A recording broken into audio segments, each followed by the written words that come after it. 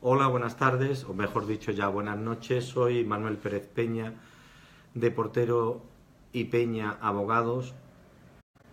Quería pediros disculpas, puesto que la intervención mía, como todos los martes por la noche, estaba programada para, para las 8 de la tarde, pero que por problemas con Movistar, con problemas de conexión, no hemos podido intervenir hasta ahora. Y sinceramente pido disculpas porque sé que muchas personas habíais comunicado que estabais esperando mi intervención de las 8 y son las 9 y hasta ahora no hemos podido conectar bien con el programa que tenemos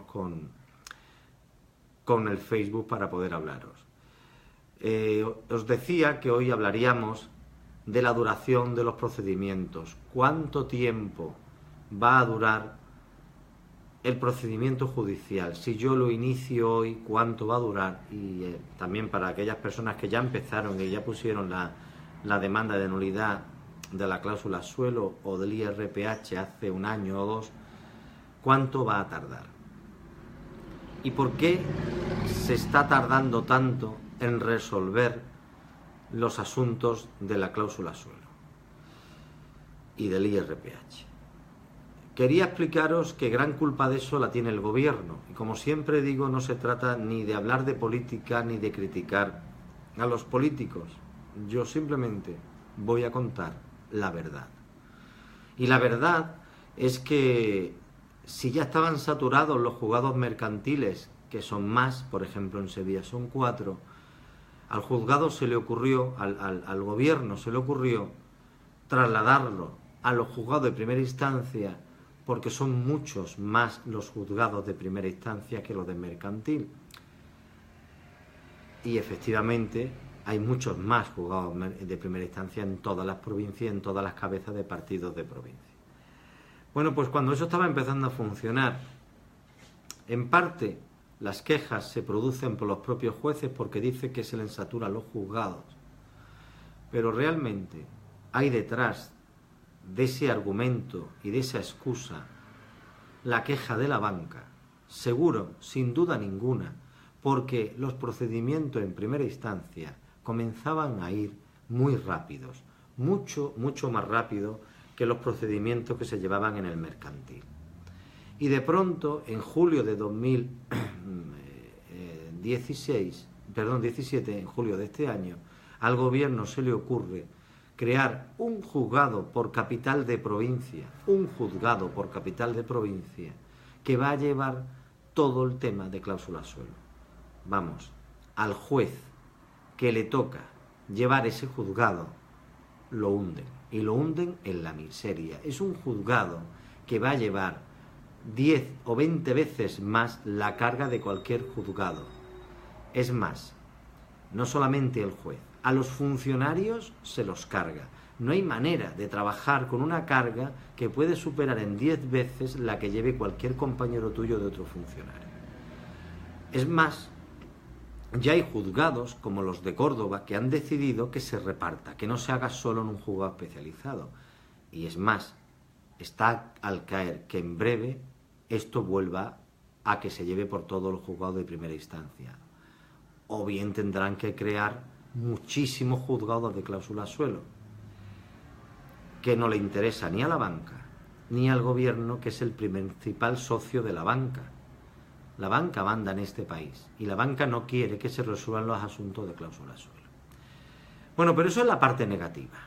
Por mucho que tarde un procedimiento judicial de suelo, que ronda entre el año y los 5 años, depende del juzgado, y quiero hablar sin tapujos, sin echar paños calientes, dando mis felicitaciones personales al juzgado 10 bis de Sevilla, el especializado en cláusula suelo, porque yo tengo el honor de haber defendido a clientes que presentamos la demanda en mayo y en octubre hemos tenido la sentencia.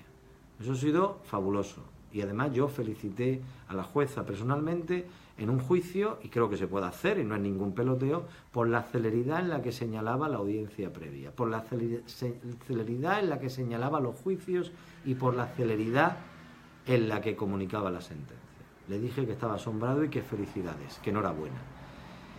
Pero eso es una excepción. Hay tantísimas demandas que poner, hay tantísimas hipotecas con cláusulas abusivas y con engaños que se han cometido a los particulares que han hecho esas hipotecas, que contrataron esas hipotecas, que por fuerza va a haber atraso judicial. ¿Cuál es la parte positiva de esta? Porque hay una parte positiva y no negativa. La negativa, ya la hemos dicho, el retraso. La positiva, que el 98% de los clientes del banco que tienen cláusulas abusivas van a recuperar su dinero, como mucho en un plazo de 5 años. Y ustedes me diréis, qué barbaridad. Insisto, no todos son 5 años. Hay quien lo ha cobrado en año y medio, en 2, en 6 meses, 2 y medio, 3, 4, 4 y medio o 5. ¿Cuánto tiempo te queda de la hipoteca? ¿Durante cuánto tiempo tienes que pagar la hipoteca? Si te quedan 30 años de hipoteca y te decimos que en 5 años vas a recuperar tu dinero más intereses, tampoco es tan grave. Podemos amargarnos, podemos pensar que es una barbaridad la tardanza en el tiempo. Es cierto. Pero lo único que nos queda es regalarle el dinero al banco. Regalarle el dinero al banco. O tenemos paciencia o regalamos el dinero. O somos pacientes o pasamos de nuestro dinero y se lo pasamos al banco. O pacientes o pasamos. Yo opto por la paciencia. Y sobre todo porque, por mucho que ha querido el gobierno crear juzgados especializados que fuesen especialistas, quizás, no lo sé, para que los jueces dijeran que la cláusula no es nula, pues nos encontramos con juzgados especializados que todavía están dando más caña a la banca que los juzgados mercantiles que empezaron. Y quizás lo están haciendo mucho mejor que muchos juzgados de primera instancia, como el del 9 de Sevilla, que no tiene ni idea, que sigue diciendo que el Tribunal Supremo se equivoque, las cláusulas no son nulas. Y lo digo así de claro, el juzgado de primera instancia número 9 de Sevilla no declara nunca en nulidad. Hay que irse a la Audiencia Provincial o al Tribunal Supremo, porque para el juzgado número 9 el culpable es el cliente que no supo enterarse ni preguntó. Espero que queden pocos procedimientos en el primera instancia 9 de Sevilla, porque vaya catástrofe de juzgado. Por eso digo que al haber creado un juzgado especializado nos hemos encontrado con jueces jóvenes, jueces estudiosos y estudiados, y jueces que han estudiado con profundidad tanto la normativa española como la europea, así como la jurisprudencia española como la europea, y son los primeros que están dando mucho más fuerte que al principio los juzgados mercantiles a las cláusulas suelo. Están dándole fuerte y bien. Por tanto, mis felicitaciones a los jueces especializados en cláusula suelo, y que hay que entenderlos, que es imposible que se presenten en un solo juzgado al día 100 demandas y que el juez, que puede celebrar como todo ser humano un tope diario, uno puede hacer lo máximo diario, ¿qué puede hacer un juez diario? ¿5 juicios, 6? ¿Y cuándo pone sentencias? ¿Y cuándo lee las demandas? ¿Y cuándo lee las contestaciones de las demandas? Es evidente que el juez tiene que estudiar y que tiene que tener tiempo. Por eso el juzgado no es culpable. Y desde luego hay que pensar en los funcionarios, cómo se recepciona una demanda, cómo se imprime la demanda, se archiva, se dan los plazos, se comunican. El trabajo que están haciendo los funcionarios de primera instancia es inconmensurable y es de alabar, pero si lo están haciendo ya un solo juzgado especializado, yo entro a los juzgados con muchísimo respeto, con muchísima humildad, y no puedo entrar pidiéndoles prisa. Yo no le voy a pedir prisa a un juzgado. No podemos pedirles prisa a un señor que está haciendo todo lo que puede y más. Por eso solo nos queda paciencia, porque va a llegar tu momento, que será, sin duda alguna, cobrar lo que te han cobrado de más, recuperar lo que te han cobrado de más, con intereses y con costas, que así lo dice el Tribunal Supremo, por haberte obligado a litigar. Por tanto, ante tanta pregunta de cuánto va a durar el procedimiento, va a durar lo necesario para que tú cobres tu dinero. Y solo te queda regalárselo al banco si no quieres tener paciencia. Nosotros os animamos a que tengáis paciencia. Me dice Inma Cano, precisamente, que se puso la demanda con vosotros en 2015 y por fin ya tenemos juicio para el febrero de 2020. Eso es el juzgado mercantil que tiene 3.000 procedimientos pendientes de señalar vista y en su día pendiente de señalar sentencia. Inma, me encanta tu frase y por fin, hay un fin. Es una barbaridad lo que ha tardado, pero no se puede imputar a los jueces, de verdad que no. Si en este país tenemos algo, por mucho que nos digan, y lo siento, porque no quiero hablar de política, en Cataluña es un Estado de Derecho, los jueces son independientes y funcionan muy bien. Yo voy a los juicios, y esta mañana he tenido uno en Dos Hermanas, con mucha tranquilidad, estudiándome muy bien el caso evidentemente, pero con una tranquilidad pasmosa porque los jueces escuchan y aplican la ley.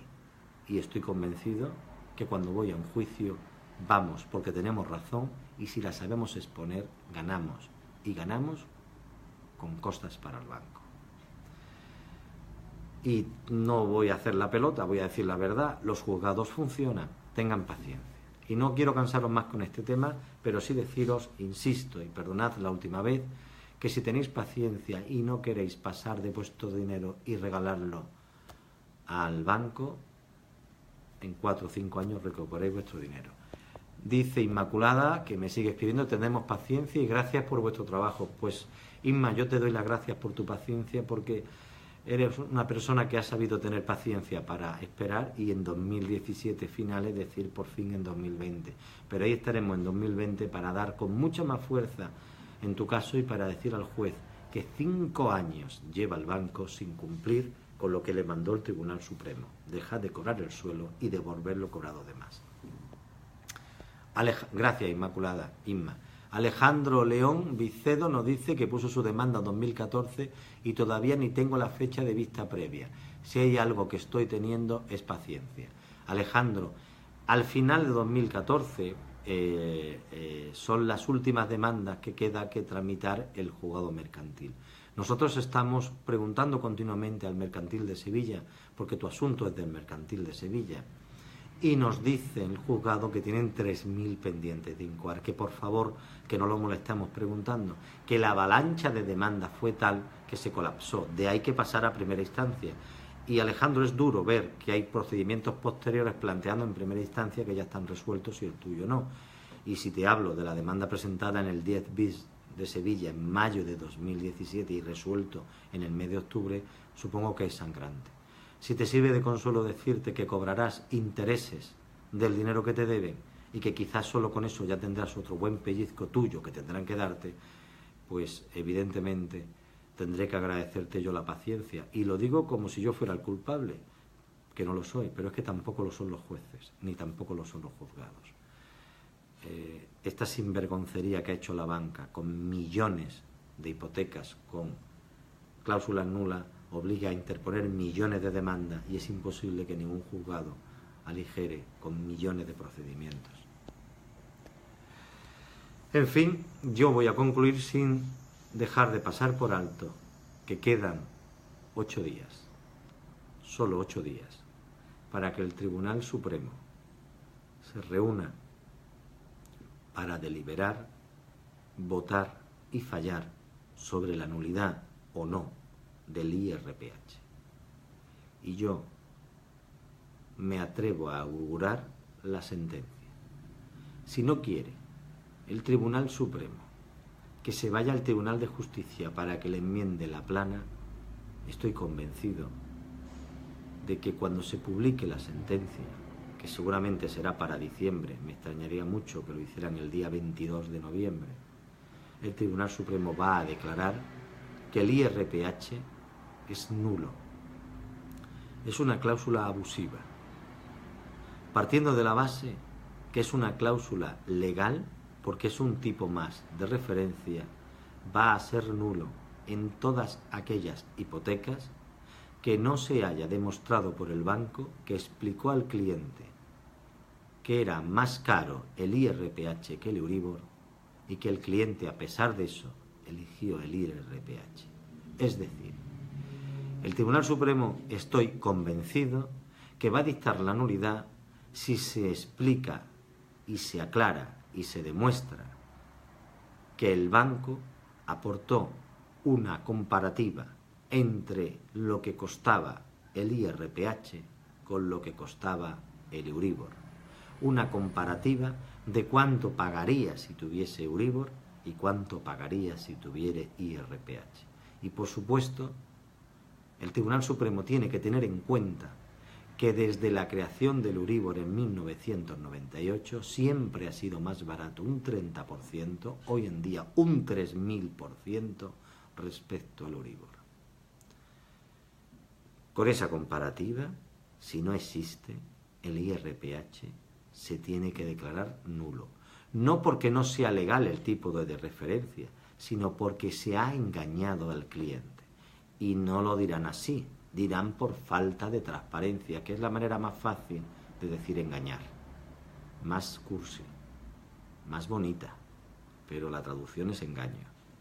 Cuando un juez compruebe que a un cliente no se le ha comparado en el momento que contrata que el IRPH era más caro y que no eligió él el IRPH, sino que se le impuso ocultándole, engañándole por la falta de transparencia, que el Euribor era más beneficioso, ese contrato con esa cláusula va a ser declarado nulo y así lo va a dictar el Tribunal Supremo. Estoy muy convencido. Podría caber la duda de que el Supremo dijera que no es nulo, pero cuando ha hecho eso el Supremo, le ha enmendado la plana el Tribunal de Justicia Europeo.